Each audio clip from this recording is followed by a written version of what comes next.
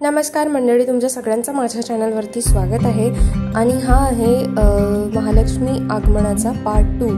जर तुम्ही पार्ट 1 नसेल बघितलं तर तुम्ही परत रीअपलोड केला आहे, तिथे जाऊन परत बघा आणि मग पार्ट 2 बघा, तर तुम्हाला कळेल की नेमकं कसं काय आहे। तर मग इथे आमची सगळी आधीची तयारी होऊन गेलेली होती, जसं तुम्ही आधीच्या व्लॉगमध्ये बघितलंच आहे। आणि आता वेळ होती जी की महालक्ष्मी काढायची। तर इथे होत असते की आमच्या घरी जितक्या कन्या असतात त्या दिवशी तितक्या सगळ्यांचे पाय वगैरे धुतात, हळदी कुंकू वगैरे लावतात, त्यांना प्रसाद वगैरे देतात। तर मग त्याच प्रकारे इथे सगळ्यांचे आणि माझे वगैरे पण पाय धुतले जात होते। तर मग ते सगळं झाल्यानंतर आम्ही इथे महालक्ष्मी काढायला आलो।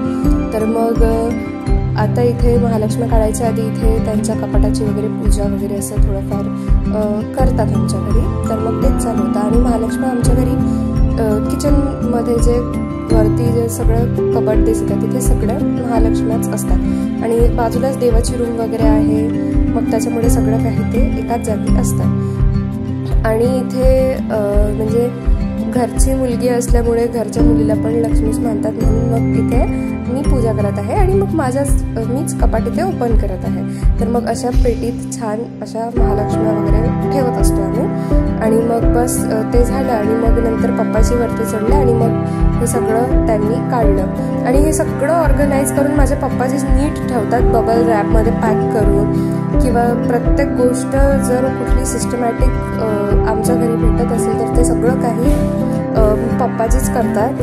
मग इथे तेच चालू होतं, सगळं काही ऑर्गनाईज सगळं पप्पाजी करून ठेवतात नीट। आमचे दागिन्यांचे बॉक्सेस वगैरे पासून त्यांचे पावलं व्यवस्थित ठेवणं, इनफॅक्ट महालक्ष्मीचे मुखवटे पण ते इतके नीट पॅक करतात ना। आता जेव्हा पेटी उघडेल ना मी पुढच्या क्लिपमध्ये तर मग दिसेलच तुम्हाला की ते सगळं काही नीट ऑर्गनाईज असतं आणि प्रत्येक पेटी अशी सेपरेट आहे, म्हणजे त्यांच्या ज्वेलरीचं वेगळं आणि त्यांचे जे पावलं असतात ते वेगळं, त्यांच्याजवळ ठेवणारे दिवे वगैरे ते सगळं काही वेगळ्या बॉक्सेसमध्ये छान अरेंज करून ठेवलं। आणि मग इथे असं छान पेपर पॅक करून वगैरे असं छान त्यांना असं काढलं आणि मग त्या पेटीमध्ये त्यांच्या साड्या, त्यांची वटी, त्यांची शिदोरी पण असते जी खूप एका वर्षानंतरही जशीची तशी चांगलीच असते, त्यांचे हळदी कुंकवाचे करंडे आणि जे राशीमध्ये जे झुला आणि झुली येतात ना ते पण त्यांचीच लेकराशी मांडल्या जातात, म्हणून ते पण त्याच पेटीत असते। इतकं त्या पेटीत सगळं काही ठेवतात। तर मग तिथे त्यांना छान काढून घेतलं छानपणे,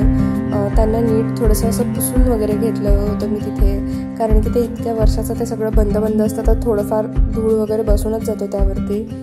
आणि मग त्यांना ज्या टेप्स वगैरे ज्या मागच्या वर्षी वगैरे ज्या लावून दिल्या होत्या ना त्या वगैरे पण जरा नीट काढून घेतल्या, सगळं काही नीट करून घेतलं। आणि मग इथे जे व्हिडिओग्राफर फोटोग्राफर्स वगैरे होते ते सांगत होते जरा असं करा तसं करा, मग इथे ते पण करणं चालूच होतं आमचं।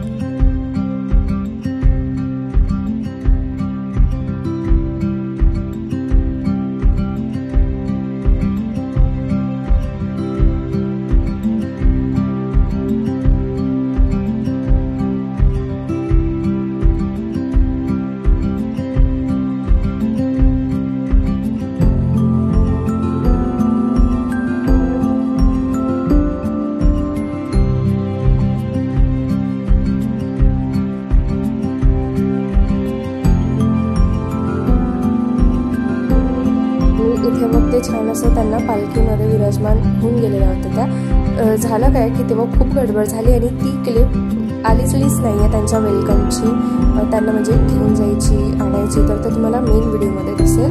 आणि मग इथे त्या आल्यावर म्हणजे आरती वगैरे करतात, त्यांना शेवड्यांचा नैवेद्य वगैरे दाखवतात। तर मग हेच ते सगळं चालू होतं। आरती वगैरे झाल्यानंतर आम्ही पण सगळ्यांनी थोडा उसळचा नाश्ता वगैरे करून दिला आणि इथे अशा प्रकारे छान त्यांना तयारी करून दिलेली होती।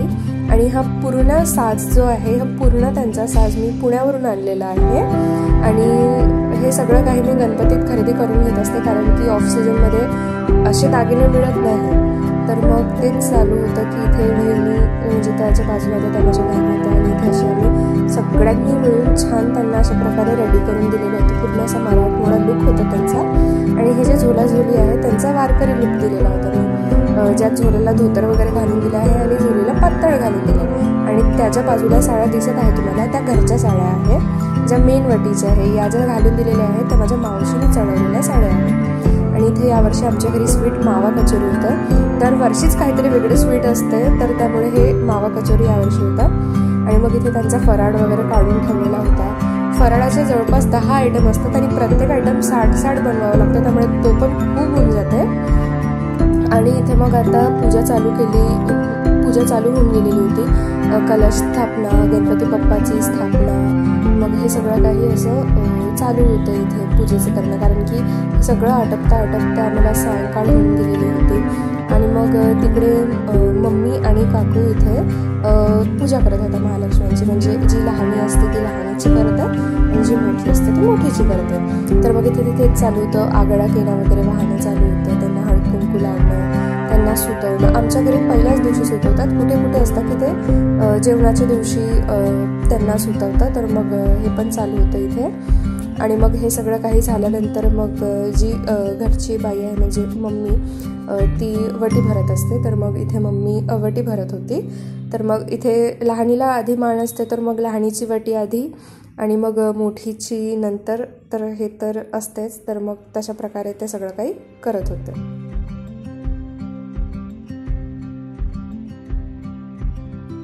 ते जवळपास 6:45 होऊन गेले होते आम्हाला आरती चालू करायला. तर मग इथे आधी आम्ही दुर्गादेवीची आरती चालू केलेली आहे.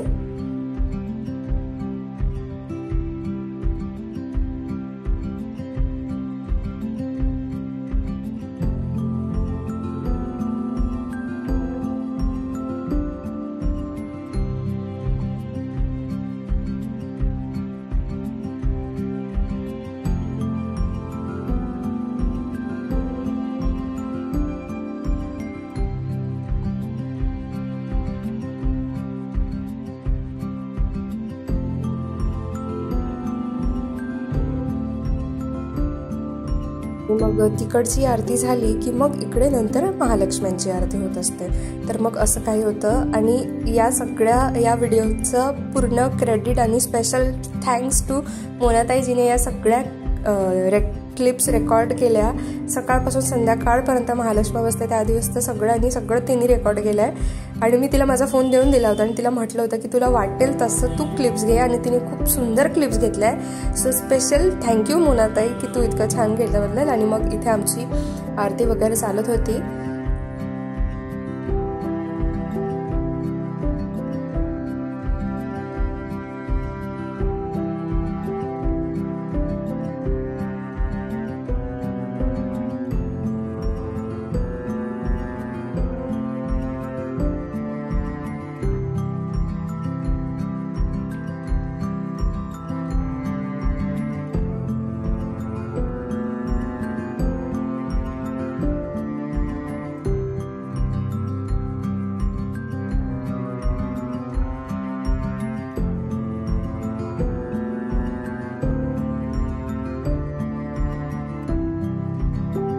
आणि हे सगळं काही आटपून मग जेवणाला सुरुवात झाली होती. कोहड्याच्या भाजीचा जसा मान असते, तर मग पहिल्या दिवशी आमच्या घरी कोहड्याची भाजी असते जेवणात. आणि मग इथे भजनं वगैरे चालू होऊन गेलेलं होतं.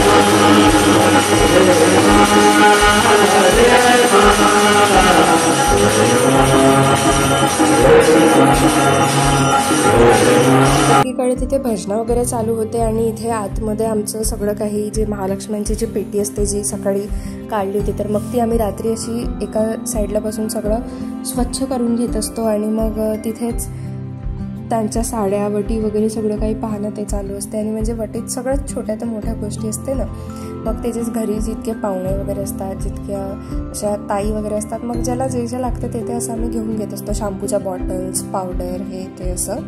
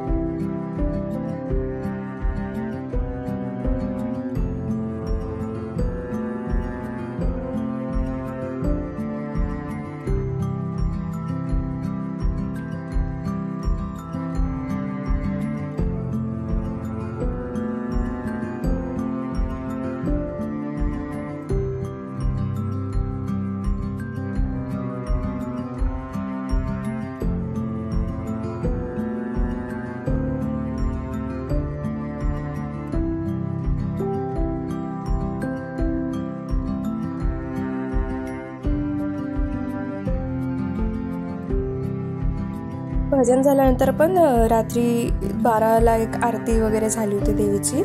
तर मग जे भजनी मंडळ होतं तर मग त्यांचीच ती आरती होती. आणि इथे ॲट अ टाईम आमची उद्याच्या कार्यक्रमासाठी ती आंबील असते ती पण गाळणं चालू होती.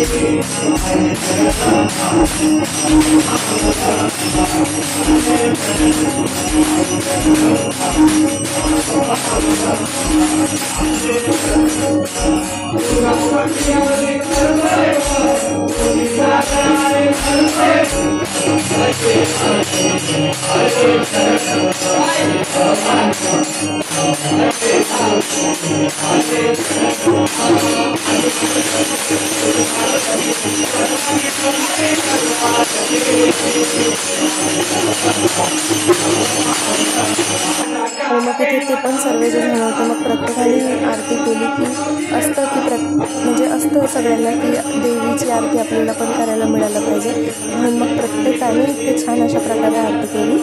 आणि